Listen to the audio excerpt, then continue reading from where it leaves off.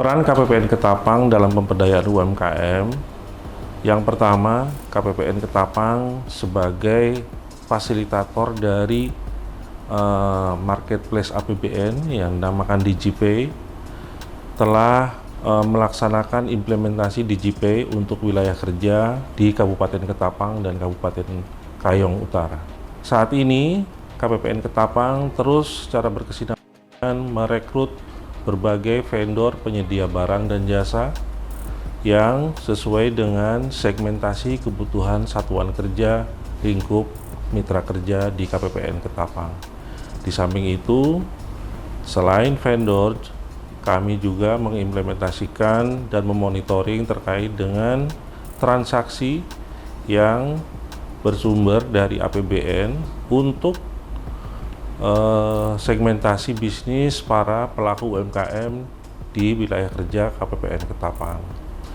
Dalam beberapa kesempatan terkait dengan implementasi DigiPay ini, kami bersinergi dengan pemerintah daerah, dalam hal ini Dinas Perindustrian dan Perdagangan, kemudian dengan pelaku-pelaku UMKM lokal yang tergabung dalam asosiasi UMKM seperti pasarketapang.com,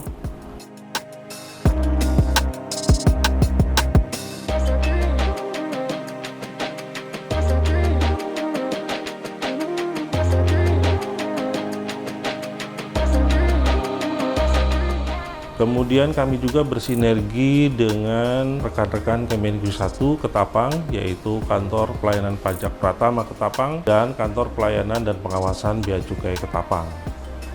Dalam hal ini, KPPN Ketapang fokus pada strategi marketing untuk menyukseskan implementasi DigiPay.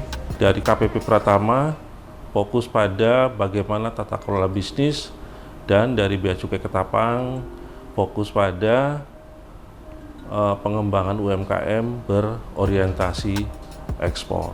Nah, bagaimana kemudian pemberdayaan UMKM ini bisa mendapat dukungan dari pemerintah daerah?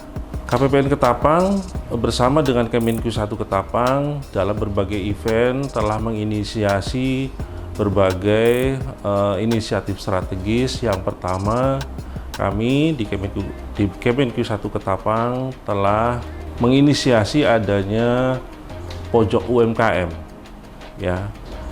Kemudian yang kedua, kami beserta Kemenq 1 Ketapang, masyarakat dan Pemda Ketapang ikut serta meramaikan untuk pemberdayaan UMKM melalui berbagai UMKM Expo.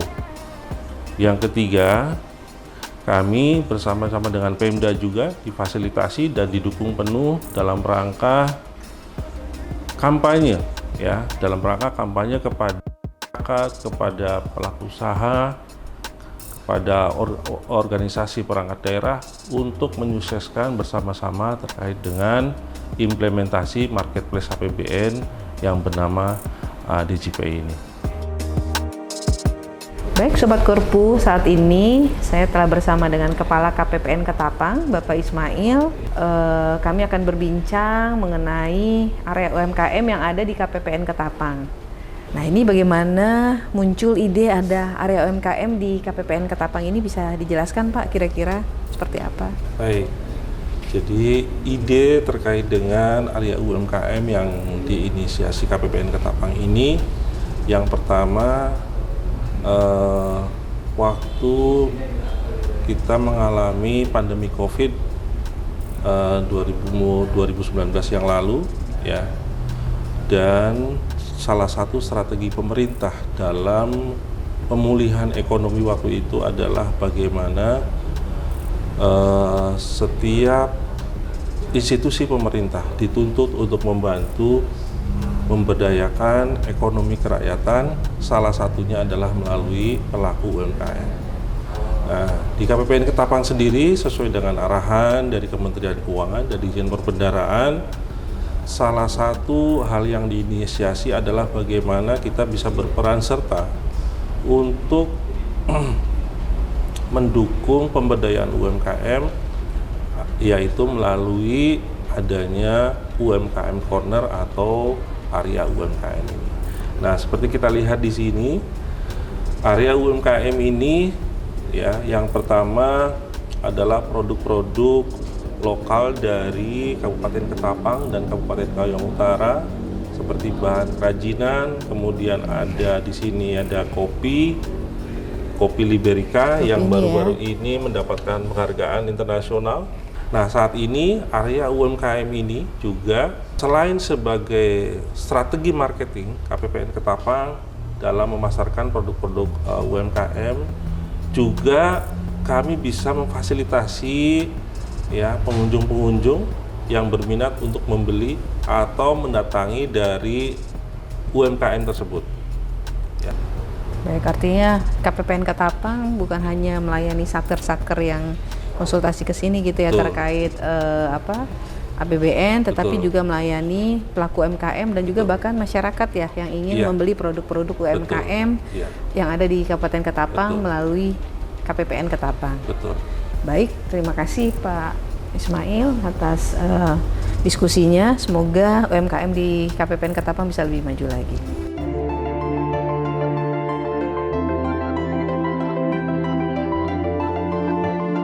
Secara kapasitas fiskal, dua wilayah kerja KPPN Ketapang, yaitu Kabupaten Ketapang dan Kabupaten Kayong Utara, memiliki kapasitas fiskal yang cukup menantang, ya, antara 10% untuk di Kabupaten Ketapang komposisi PAD-nya dan 6% di Kabupaten Kayong Utara. Artinya di sini dukungan dari dana transfer dari pemerintah pusat masih sangat mendominasi. Nah, tantangan berikutnya bagi KPPN Ketapang bersama-sama dengan Pemda, yang pertama bagaimana secara perlahan kita bisa meningkatkan kapasitas fiskal tersebut ya melalui peningkatan pendapatan asli daerah. Bagaimana caranya peningkatan kapasitas fiskal PAD tersebut? Ya, kami bersama-sama dengan Kemenku 1 Ketapang, yang pertama kami telah menginisiasi ya beberapa usulan strategis kepada Bupati dan Badan Pengelola Keuangan Daerah di 2 kabupaten tersebut. Yang pertama yang perlu dilakukan adalah pembenahan master file wajib pajak. Dengan pembenahan master file wajib pajak tersebut, ya diharapkan baik pajak pusat maupun pajak daerah akan semakin teridentifikasi dan sangat berpotensi untuk mengalami peningkatan.